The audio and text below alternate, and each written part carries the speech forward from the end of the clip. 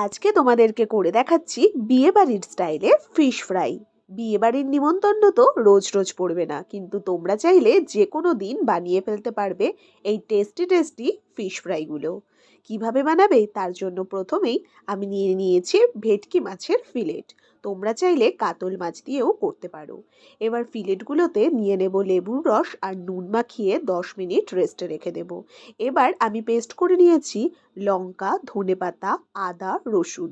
খুব ভালো করে পেস্ট করে ঢেলে নিলাম। এবার তাতে বড় চামচের 2 চামচ কর্নফ্লাওয়ার, সামান্য নুন, একটা গোটা ডিম দিয়ে খুব ভালো করে মিশিয়ে নেব ব্যাটারটা। ব্যাটারটা যেন এরকম ঠিক থাকে। এবার ফিলেট নুন আর লেবুর রস দিয়ে মাখানো ফিলেটটা দিয়ে খুব ভালো করে মাখিয়ে নেব মাছের গায়ে। এবার ব্রেড ক্রাম্বস ওপর দিয়ে খুব ভালো করে মোটা করে কোট করে নিতে হবে, যাতে চারিপাশ পুরো ব্রেড ক্রাম্বস দিয়ে ভরে যায়। এবার সবগুলো সেমভাবে আমি করে নিয়েছি।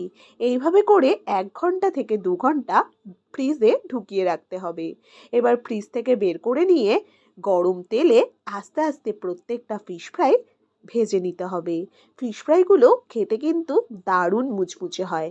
আর এত সহজেই যদি আপনারা বানাতে পারেন এই ফিশ ফ্রাই, তাহলে আর বাজারের ফিশ ফ্রাই কিনে খাবেন কেন বলুন তো? তাহলে আর দেরি না করে তোমরাও যে কোনো দিন ঝটপট তৈরি করে ফেলতে পারো কাতল মাছ বা ভেটকি মাছ দিয়ে এরকম ঝটপটা ফিশ ফ্রাই। তোমাদের কেমন লাগলো রেসিপিটি জানিও কিন্তু।